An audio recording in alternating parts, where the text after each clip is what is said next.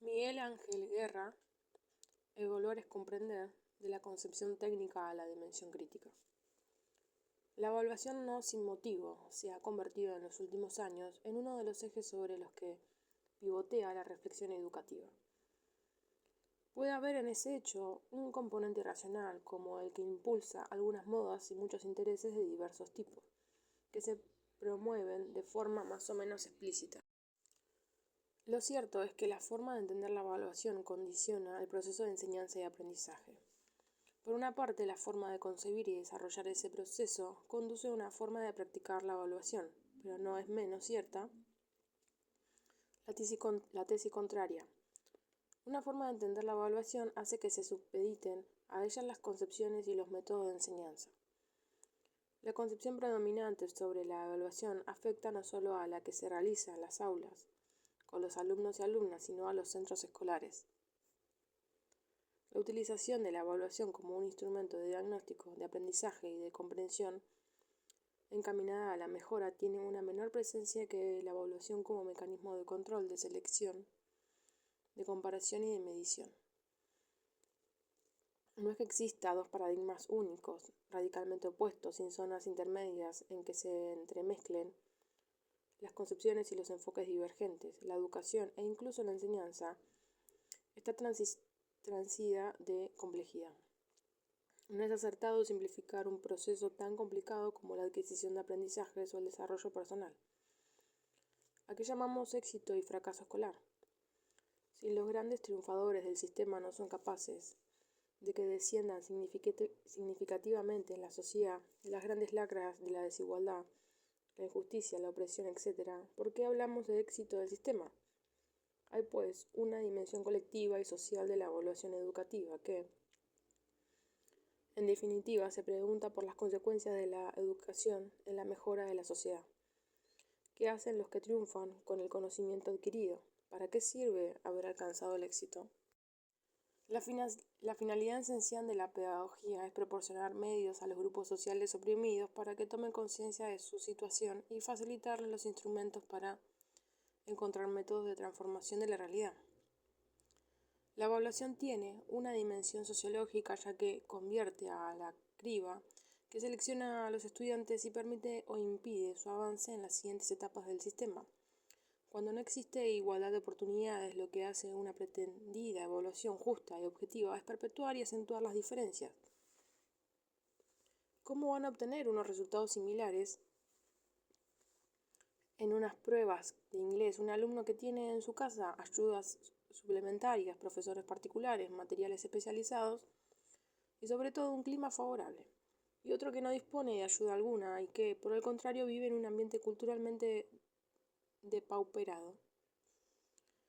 Siendo el ritmo escolar muy intenso, no puede seguirse en el tiempo escolar. Por eso es necesario, como dice Bernstein, un segundo lugar de trabajo en la familia. ¿Qué sucede con los que no la tienen? ¿No es cierto que vuelven a estar castigados y discriminados? A pesar, dice Halat, de su indiscutible interés, la gratuidad de los estudios, si en cierta medida favorece la escolarización de los niños de bajo nivel económico, es insuficiente para igualar el peso financiero de la educación entre los diferentes grupos sociales, puesto que la educación, salvo raras excepciones, nunca es totalmente gratuita. En general, el lucro cesante de los alumnos queda a cargo de las familias, lo que imposibilita una verdadera democratización de la enseñanza, dice Halak. Por otra parte, la forma de practicar la evaluación descansa frecuentemente en utensilios lingüísticos. ¿Cómo van a denominarlos de la misma forma quienes tienen en la casa una enorme pobreza de los medios de expresión? Las repercusiones psicológicas de la evaluación son importantes, ya que a través de los resultados de las mismas los estudiantes van configurando su autoconcepto. Uno de los referentes que determina la autoestima es el pretendido valor objetivo de la evaluación docente. Obtendrá calificaciones sobresalientes los estudiantes inteligentes y esforzados. Los estudiantes tratan de acomodarse a las exigencias de la evaluación. Si el profesor aplica pruebas objetivas, el alumno estudiará de forma que pueda obtener un resultado satisfactorio en las pruebas. Está forzada la división dicotómica porque la medición puede conducir a la comprensión y porque ésta puede basarse en la medición. El carácter maniqueo de esta dicotomía ha de entenderse desde una perspectiva metodológica, es decir, como una simple estrategia para la comprensión a través del contraste. Me refiero al predominio de unos componentes sobre otros, al modelo del que se derivan las pautas de comprensión y de comportamiento. Es una clasificación discutible, pero que puede iluminar un debate siempre necesario. Estas dos dimensiones pueden aplicarse tanto a la evaluación de los alumnos y alumnas como al de los centros escolares. La filosofía que las genera, las mantiene y los utiliza en las mismas. La evaluación como medición, dimensión tecnológica positivista. La evaluación no es un fenómeno meramente técnico, alejado de dimensiones políticas. Esa es la trampa que se tiene a quienes ingenuamente creen que las cosas son como son y que, en esencia, no pueden cambiar. La evaluación es un constructo social y cumple unas funciones que interesan a unos y perjudican a otros. No se debe ocultar la naturaleza política y ética de la evaluación. La escuela cumple por la vía de la evaluación una función ideológica del Estado. El proceso de evaluación encierra mecanismos de poder que ejerce el profesor y la institución. Quien tiene capacidad de evaluar establece los criterios, los aplica de forma libérrima e interpreta y atribuye causas y decide cuáles han de ser los caminos del cambio. El discurso político sobre la evaluación y en él va incluida la evaluación transforma lo que debe ser prioritariamente una cuestión moral en un rompecabezas técnico hasta hacerlo administrativamente viable.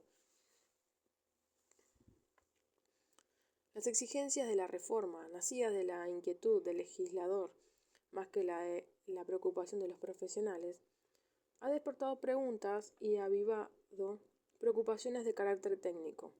¿Con cuántas asignaturas suspendidas se promociona? ¿Cómo se hacen los informes? ¿Cómo se promedia la evaluación de conocimientos con la evaluación de aptitudes y procedimientos, etcétera? Pero no ha despertado interrogaciones sobre cuestiones esenciales de la evaluación, sobre su dimensión ideológica, política y ética, por ejemplo. ¿A quién beneficia una forma de entender la evaluación?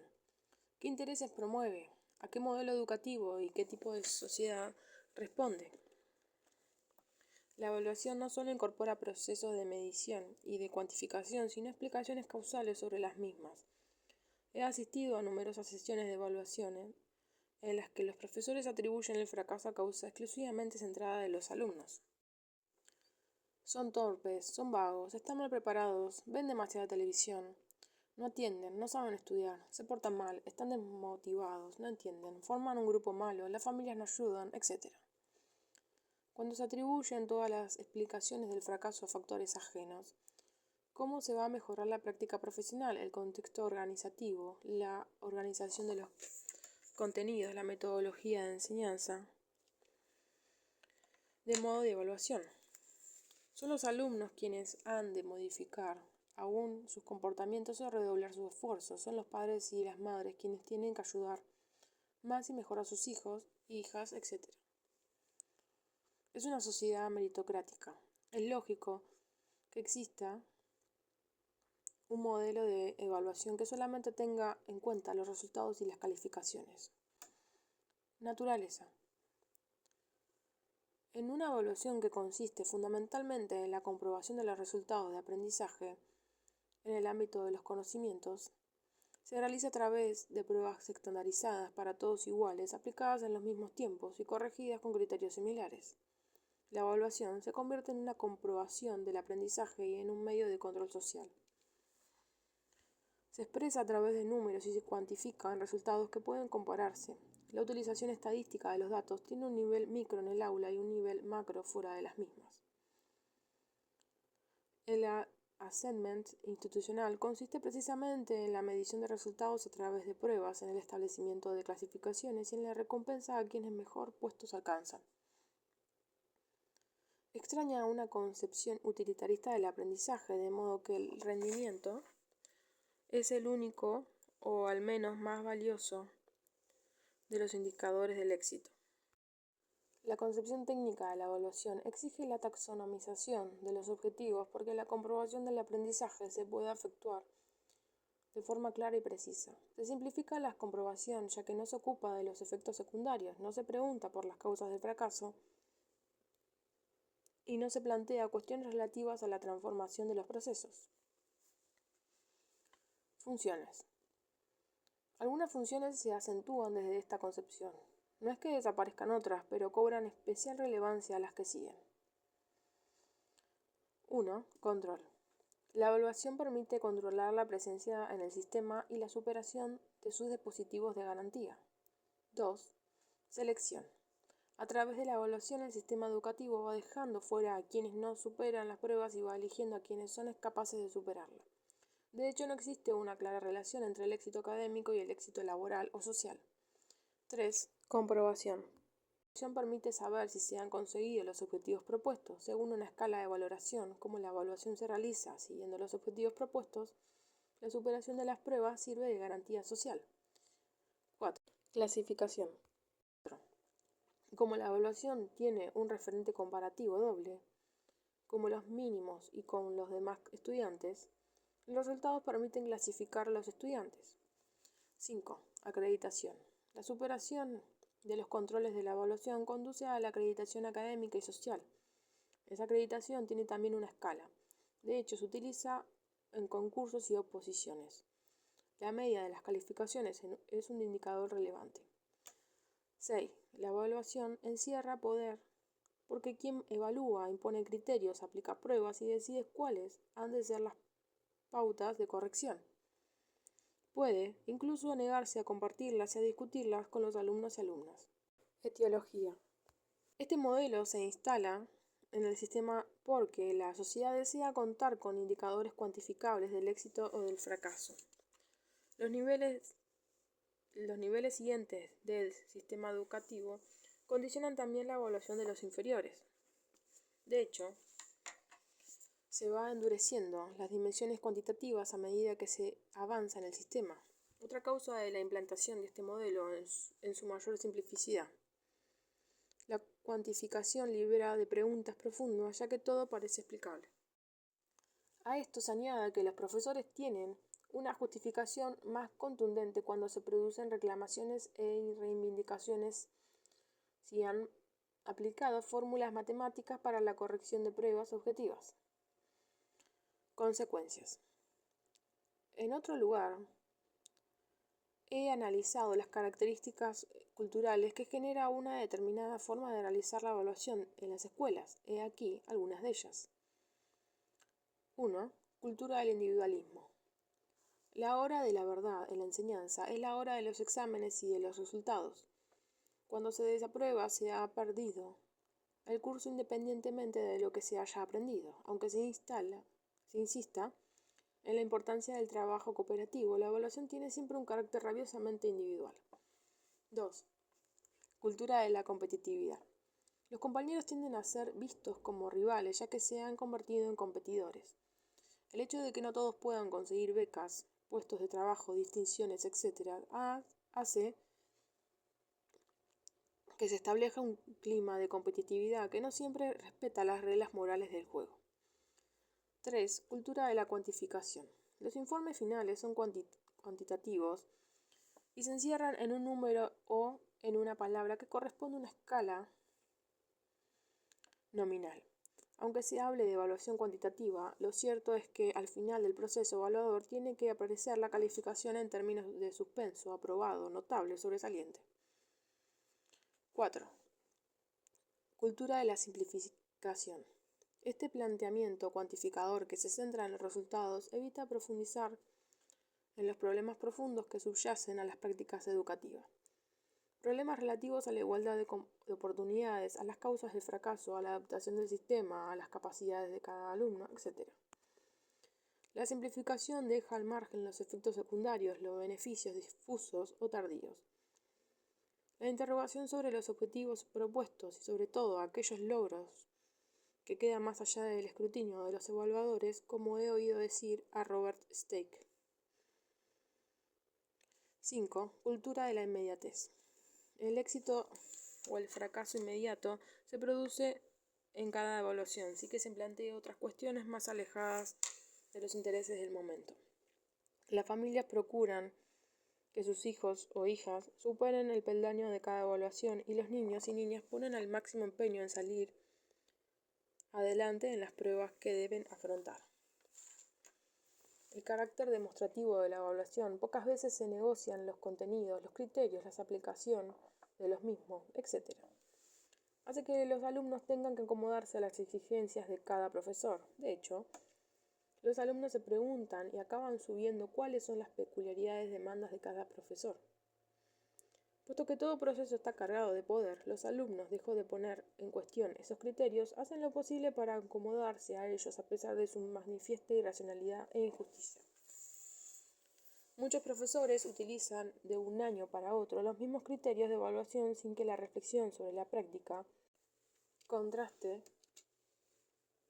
con los planeamientos de otros colegas o los hallazgos de la investigación educativa modifiquen un ápice de sus modos de educación. Cuando se contrastan los comportamientos de los profesores en la evaluación de los alumnos, incluso en las mismas asignaturas, se comprueba la enorme disparidad de criterios que se utilizan. La evaluación como comprensión, dimensión crítica, reflexiva. La evaluación desde esta perspectiva está entendida como un proceso y no como un momento final. La crítica atraviesa todas las dimensiones del proceso: la formulación de pretensiones, la fijación de criterios, el diseño y aplicación de instrumentos, la interpretación de los resultados, etc. Todo está sometido a las exigencias de la reflexión, a la interrogación permanente, al debate continuo. Naturaleza. El planeamiento esencial desde esta perspectiva se refiere a la comprensión que genera el proceso de análisis. La evaluación no es un momento final del proceso en el que se comprueba cuáles han sido los resultados del trabajo. Es un permanente proceso reflexivo apoyado en evidencias de diversos tipos. La diversidad de medios a través de los cuales se recogen datos de la realidad afecta no solo a los alumnos, sino a todos los elementos del sistema y al contexto en el que se realiza la acción educativa. El análisis recoge evidencia de la realidad y del mismo que derivan medidas que no solo afectan a los alumnos, sino a todo el proceso de enseñanza y aprendizaje. Funciones. Las funciones que se potencian desde esta forma de concebir la evaluación son las siguientes. 1. Diagnóstico.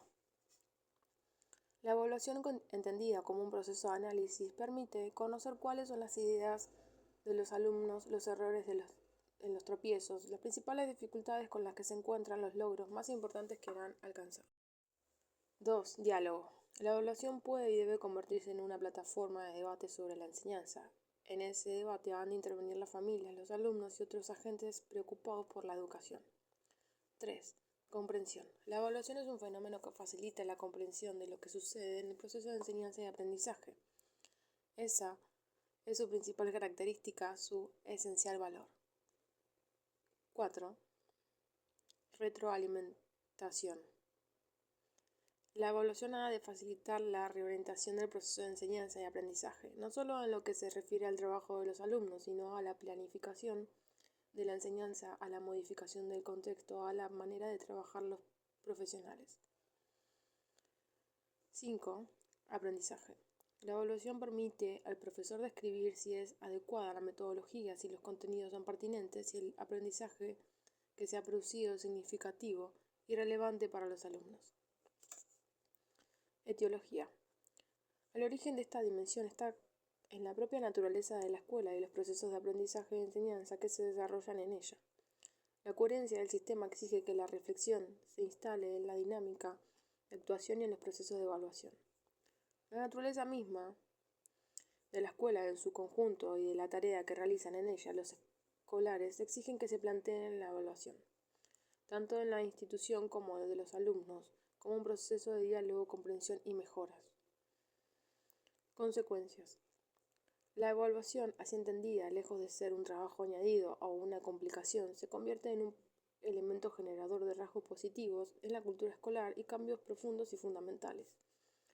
La dinámica de la escuela provoca a su vez una espiral benefactora la mejora de los procesos de educación, es decir, que un modo determinado de concebir y de practicar la evaluación genera una cultura de caracterización positiva y esta, a su vez, hace posible fácil una evaluación enriquecedora. 1. Cultura de la autocrítica. La escuela establece uno de los cauces de reflexión que conducen a la comprensión de las situaciones, a su explicación.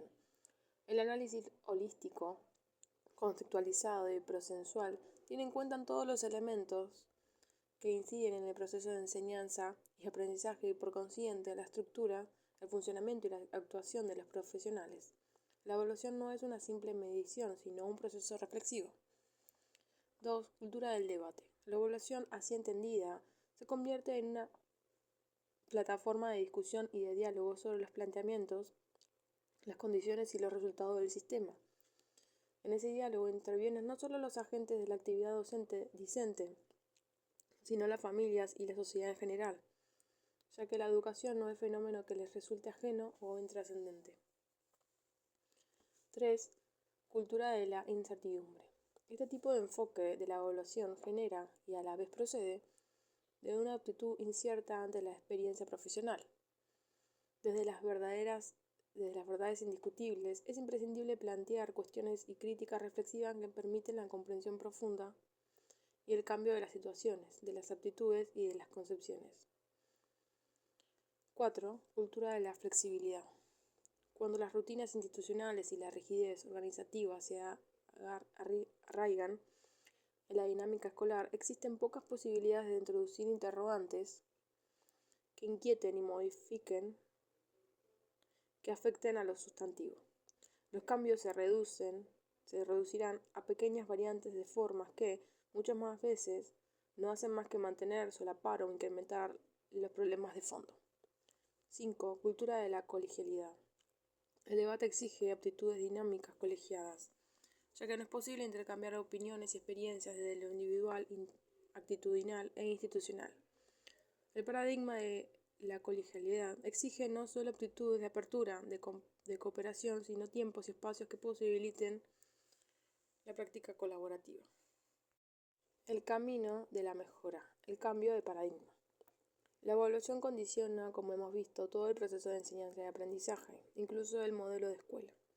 Por eso es necesario que mejore la forma de entenderla y practicarla. Ahora bien,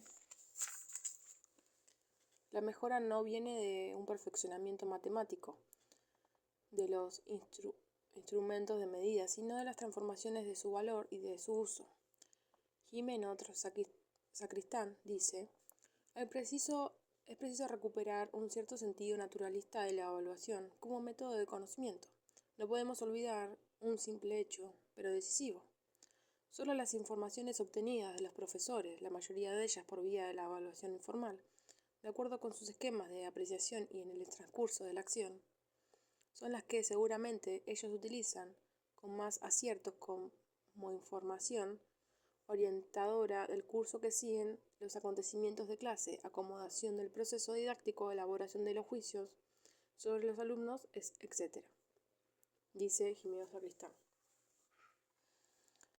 Lo mismo ha de decirse de la evaluación de los centros. Para que la información recogida en la evaluación resulte eficaz para el cambio, necesita ser asimilada por los profesores, que son quienes pueden utilizarla para cambiar el quehacer cotidiano.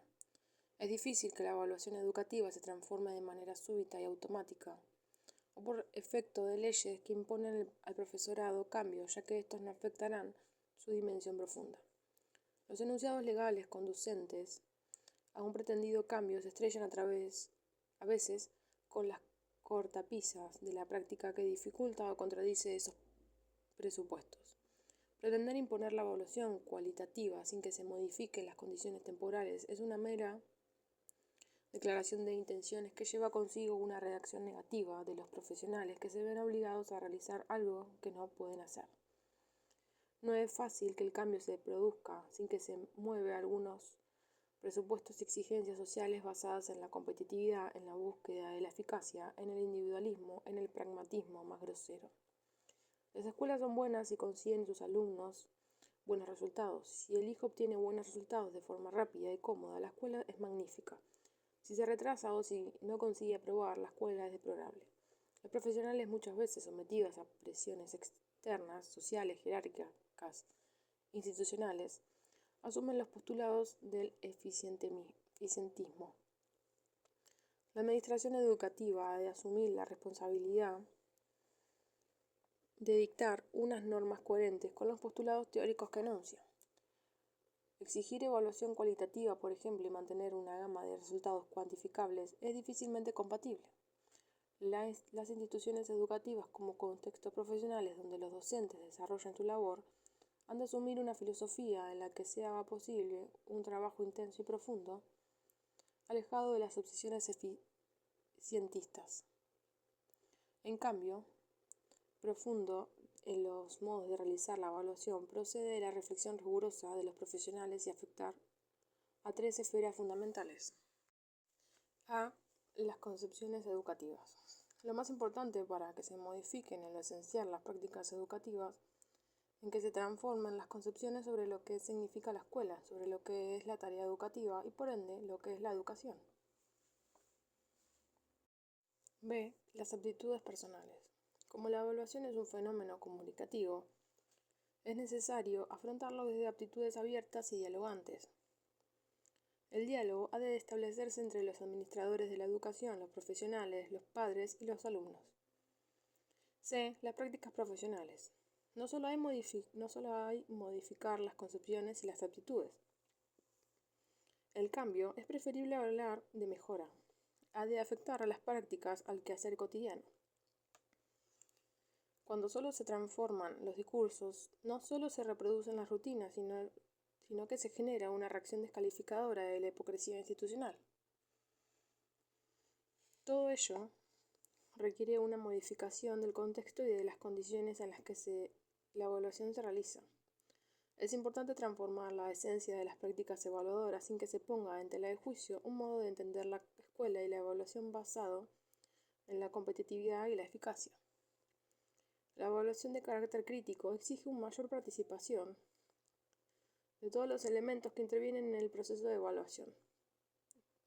Si todos los padres no modifican sus concepciones de la evaluación educativa, si no entienden que lo principal es aprender, si están observados por los resultados sin plantear qué es lo que esconden o silencian, será más difícil pasar de un modelo de evaluación tecnológico a otro de carácter crítico y reflexivo.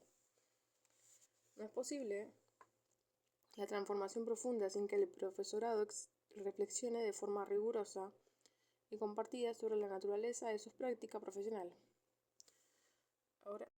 Ahora bien, los profesionales tienen unas presiones importantes que condicionan sus actividades. La evaluación está circunscripta a las prescripciones que emanan de la administración. Además, la inspección vela para sean cumplidas las prescripciones e incluso tienen la capacidad de imponer sanciones y expedientes. Existe otro tipo de presión, que es la demanda de los padres.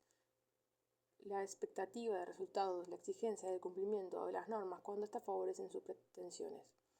Para que la evaluación escolar avance desde posiciones tecnológicas hacia posiciones críticas, tienen que centrarse en 3 funciones que considero más relevantes. 1. Diálogo. La evaluación tiene que convertirse en una plataforma de debate entre los diversos agentes de la educación, políticos y profesionales, familias, alumnos y profesores, comunidad escolar y social en general. 2. Comprensión. La reflexión sobre la evaluación conduce a la comprensión de su sentido profundo, de sus repercusiones psicológicas y sociales, de su naturaleza y efectos. 3. Mejora. El cambio se promueve desde la preparación, el compromiso y la reflexión conjunta de los profesionales. La investigación sobre la práctica evaluadora genera la mejora de la racionalidad, de la justicia, de las situaciones en las que se desarrolla la evaluación de los alumnos y de las instituciones educativas. Es preciso someter la evaluación a la permanente reflexión de los profesionales y de los teóricos. Diseñar una investigación evaluativa es un arte, dice Cronbach. Es también una ciencia, pero sobre todo Es un reto social y un compromiso ético. Empeñarse en que las cosas cambien exige que se centre la mirada en las aulas y los centros, pero también un poco más allá y más arriba, en la política que mueve los hilos de la evaluación, con una mirada en el horizonte de una sociedad mejor.